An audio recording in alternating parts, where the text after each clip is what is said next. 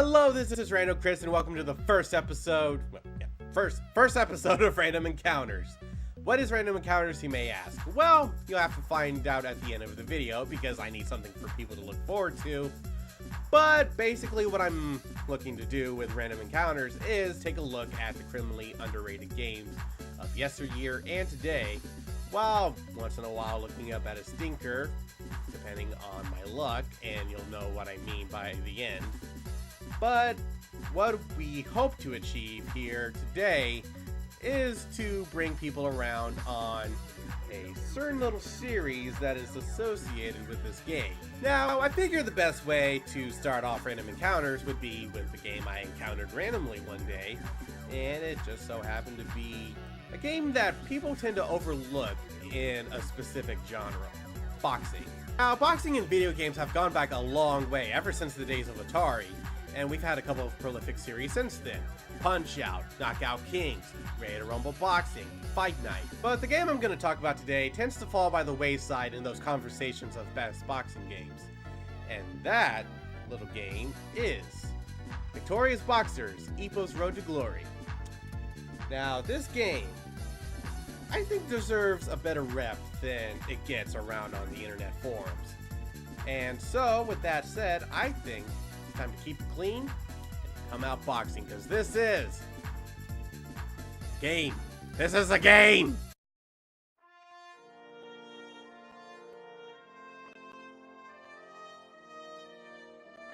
Whoa, whoa, whoa, whoa, whoa, whoa, whoa. If we're doing this right.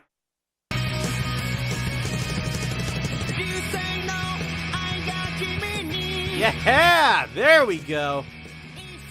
Victorious Boxers: Ipo's Road to Glory is the second game to be licensed in the, as of this video, anime and ongoing manga series Hajime no Ippo, created by Gyoji George Morikawa. As the title of the game and my opening monologue suggests, the series is all about boxing. No, not that kind.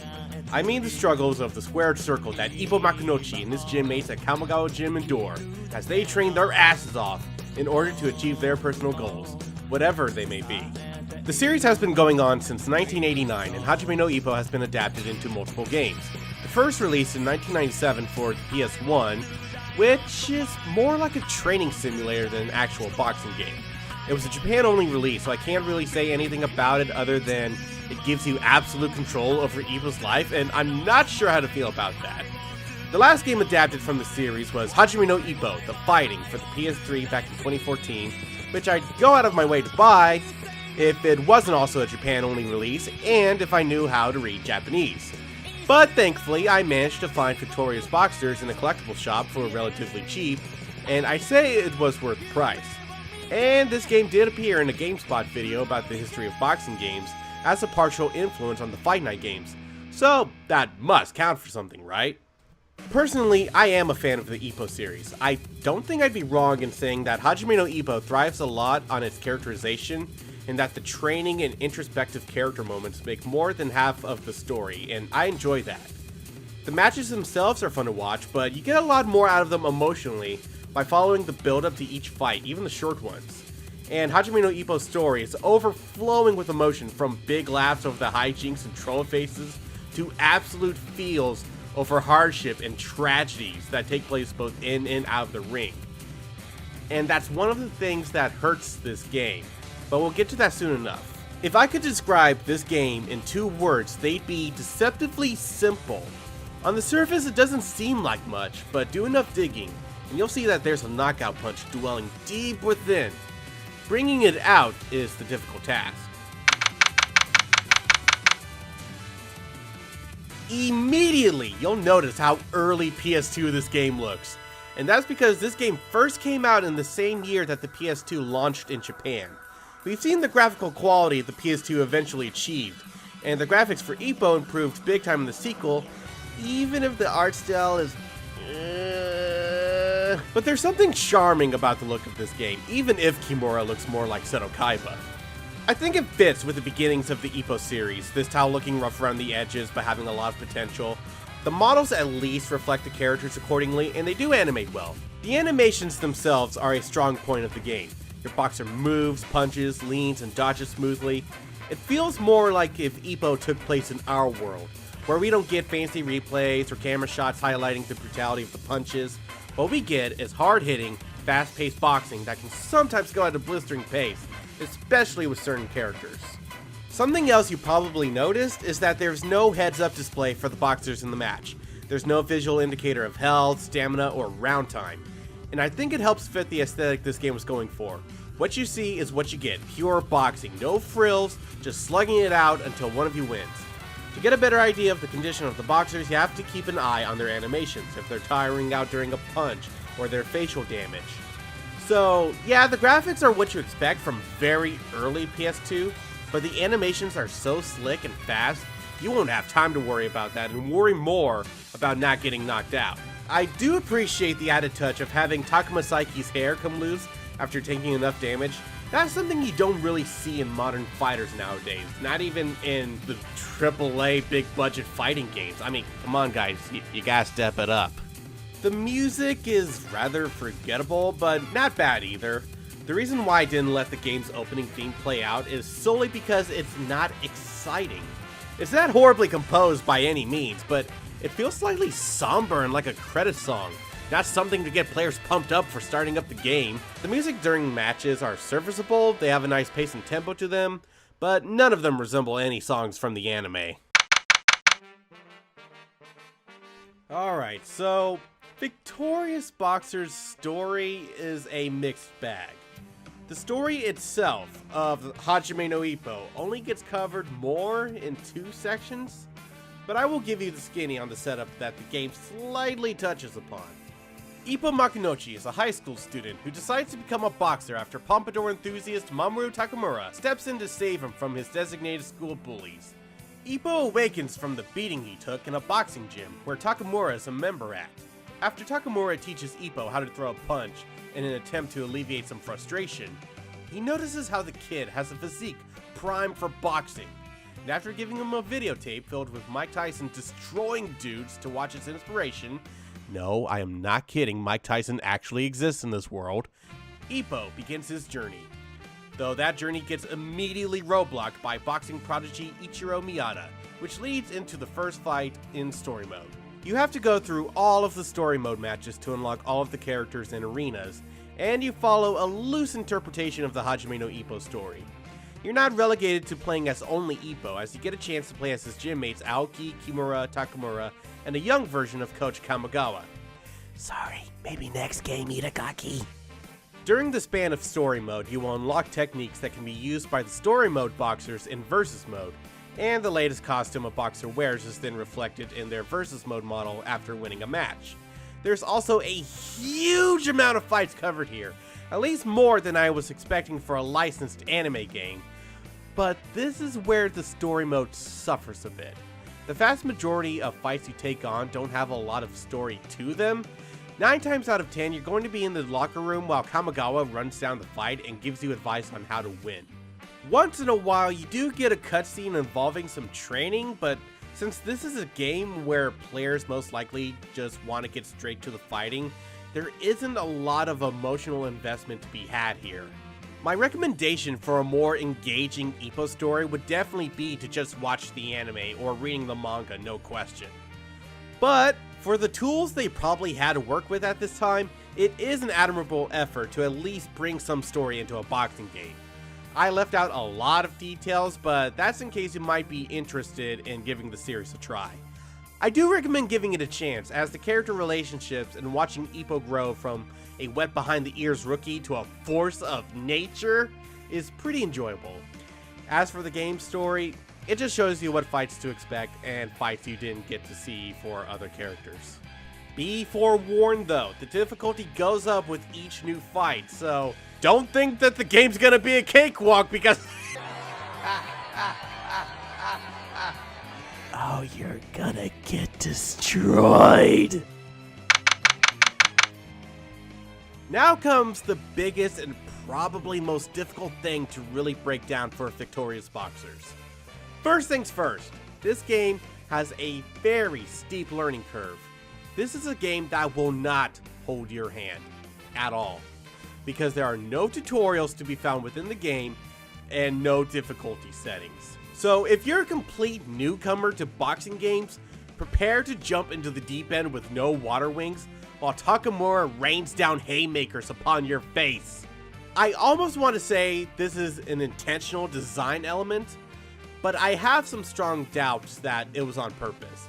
See, if this was something on the level of Suda51 working on Fire Pro Wrestling, you could see the lack of tutorials or guides as parallel to Ippo's journey.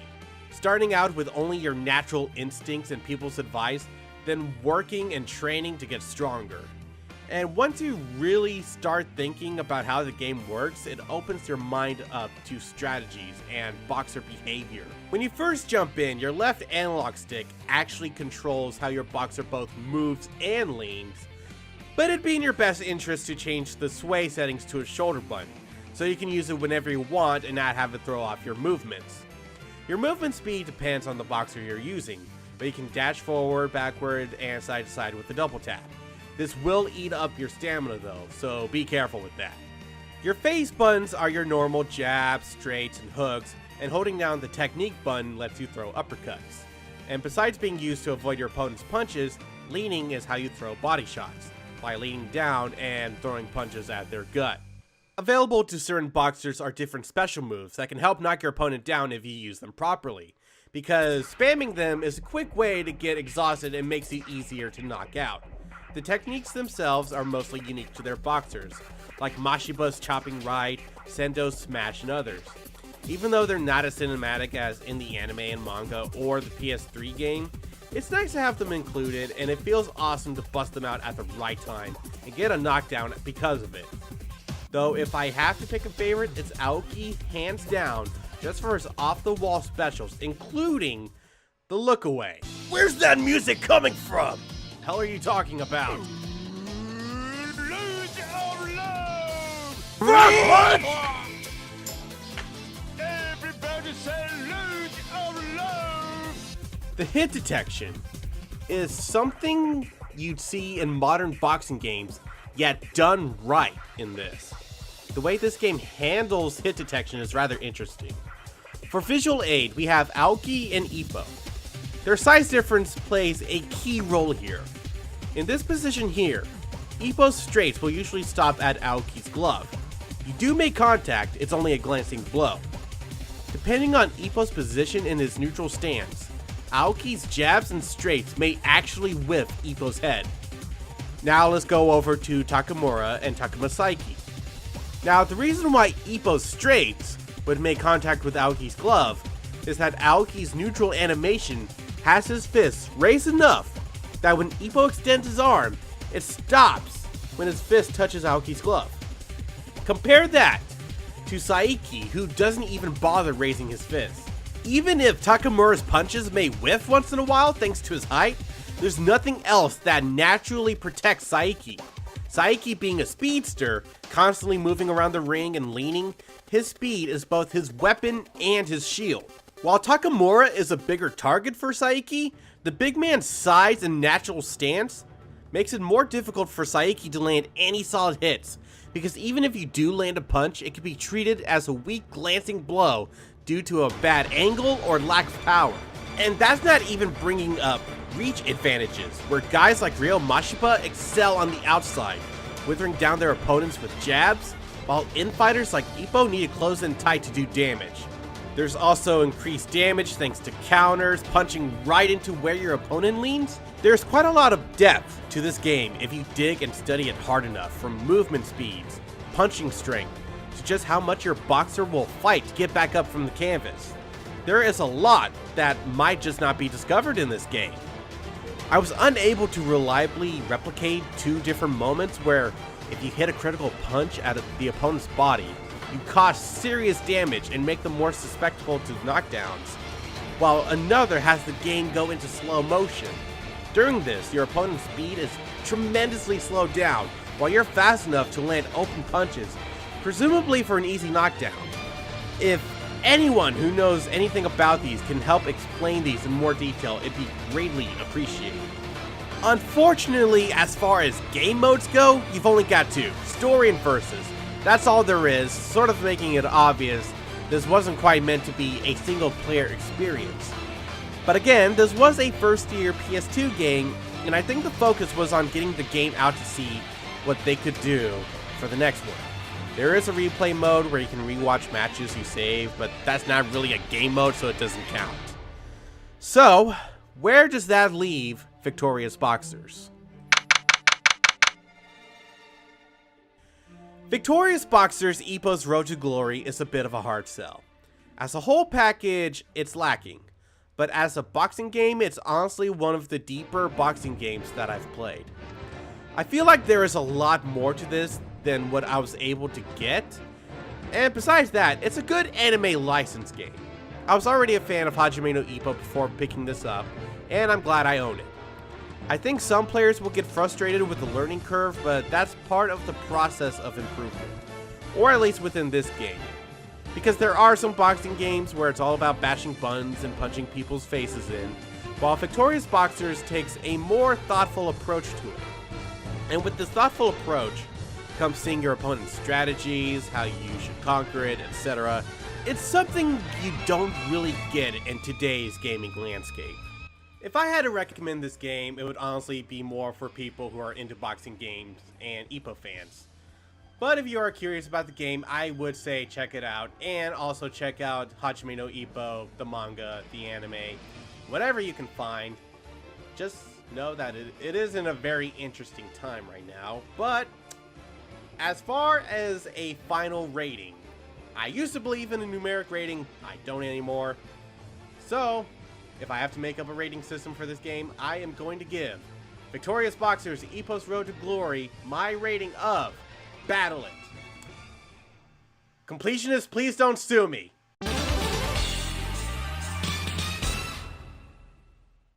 And now it's time for what makes random encounters so different. Well, at least to me. Now, I can consider myself a pretty indecisive person when it comes to making very important decisions, like how big am I going to make that furry's ass?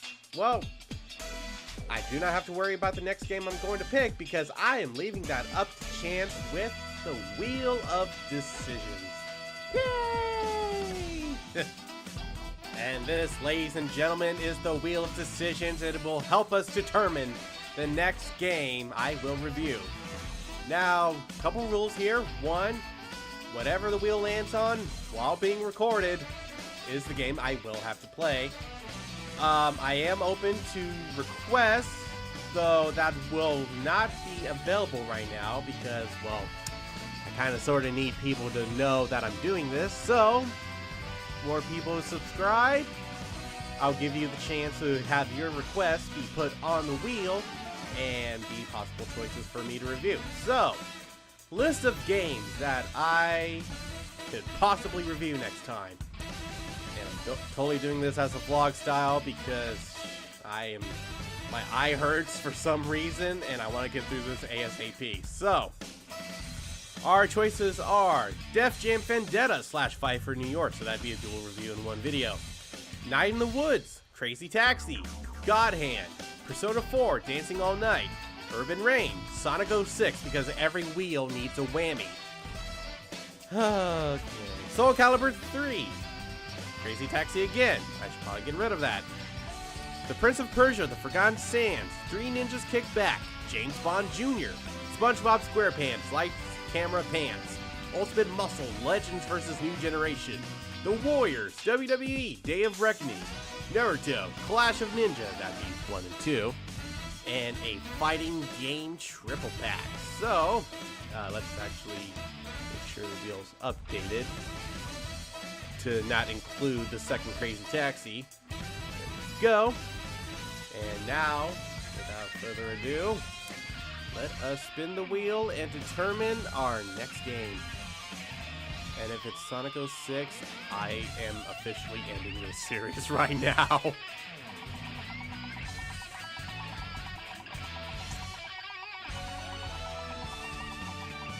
Oh, thank God it's not going to be Sonic 06.